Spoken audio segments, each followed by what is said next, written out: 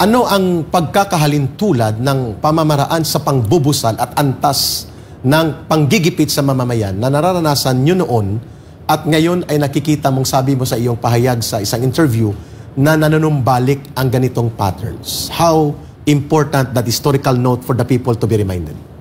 Ano yan? Katulad ng nagaganap ngayon, obserbahan natin,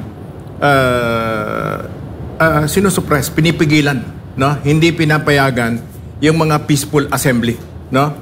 Even yung mga welga sa welga ng mga manggagawa sa mga pabrika, no? Yung mga nakatayo. Ano yan, kinukuha niya na ginigibayan, sinusupil yan. At so ang nangyari doon, maraming mga leader manggagawa at mga ordinaryong kasapi ng Union ang napilitang mag-underground. Kahit sila ay hindi pa sila mulat. Ano ba itong pinaglalaban ng MPA? No? Kasi hinanap sila, winanted sila ng gobyerno eh. Sa mga batang manunood, ang underground means nagtago? Nagtago at humawak ng armas. Ayun, klaro. No? Sa madaling salita, natutulak ang mga tao na sa karahasan. No? Maaring hindi sinasadya ito ng pamahalaan, pero gano'n na nagiging epekto. At kapag ito'y pinagpatuloy ng presidente, kalunos-lunos ang mangyayari at walang ibang matutuwa rito, papalakpak ng husto kundi yung tatlong komunista sa Congress. At ang buong organisasyon ng CPP, ang buong organisasyon NPA, NDF, dahil marami silang marirecruit at mahihikayat at maradicalize with that situation. Very good historical connection. Magkakaroon kasi ng issue eh. Magkakaroon kasi ng issue eh. Andyan na naman ang martial law.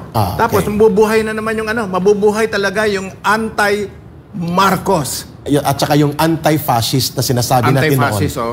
Attorney Bosantog, na-connect ang historical dots sa previous Marcos Sr. and sa Marcos Jr. At nababahala kami mga dating kadre that nagkakaroon ng rising tendency towards authoritarianism and open use of dictatorial powers without formally declaring martial law. Sa punto de vista mo, mapapanatili ba ang ganyang estilo? At yan ba ay epektibo para mag-stabilize ng ating bansa at ekonomiya? At yan ba ay makakapagpigil ng pagsambulat ng political crisis? Attorney Bosantog. If you look at how political struggles are created, it's better that people are going to the streets, no? Kasi ang silence, an alarming silence, mas nakakatakot yun. Gusto magsalita, pinigilan. Because you cannot, ito yung nasabi ko nung last episode eh, pag sinabi mo sa tao ngayon na gusto magsalita, huwag kang magsalita dyan. Uuwi ba yan, sasabihin niya na, hindi ako pinayagan eh. Di ba?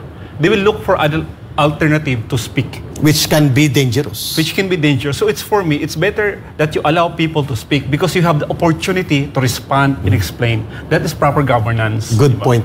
Good point. But if you will not allow them to speak, no, they will find other ways to speak. Maybe not the use of megaphones, no?